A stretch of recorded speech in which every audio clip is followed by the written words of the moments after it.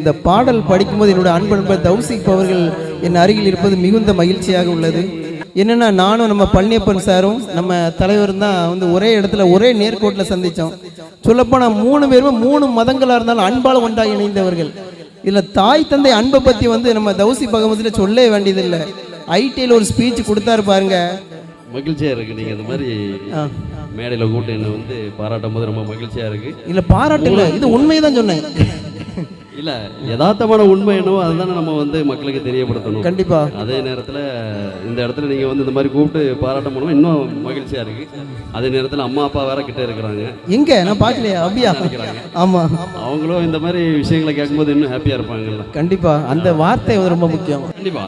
அப்பாவுடைய பாசம் எப்படி அப்படின்னா ஒரு கத்தி உரைக்குள் இருக்கிறது மாதிரி, அது வெளியெடுக்கும் போது அந்த பாசம் எவ்வளோன்னு சொல்லிட்டு நமக்கு தெரியும். அந்த அளவுக்கு ஸ்ட்ராங்காக உள்ளது. ஆமாம். ஆனால் நீங்கள் அதை சொல்லும்போது உங்கள் அப்பா உங்களை கடந்து அங்கே மனமேடிக்கும் மிகுந்த மகிழ்ச்சியாக இருக்குது.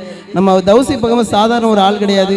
உண்மைக்கு இயற்கை வளங்கள் மேலே ரொம்ப ஒரு பாசம் வச்சிருக்க. இந்த இயற்கையே இறைவன் அப்படிங்கிற நம்பிக்கை உடையவர். அதனால் அவர் என்னோட இந்த இடத்துல நாங்கள் சேர்ந்து பேச மிகுந்த மகிழ்ச்சி அளிக்கிறது. என்னுடைய அன்பு வாழ்த்துக்களை எங்களுடைய நண்பர் தௌசிக் பகவத் சொல்லிக் கொள்கிறேன். வாழ்த்துக்கள் தௌசிக். நன்றி.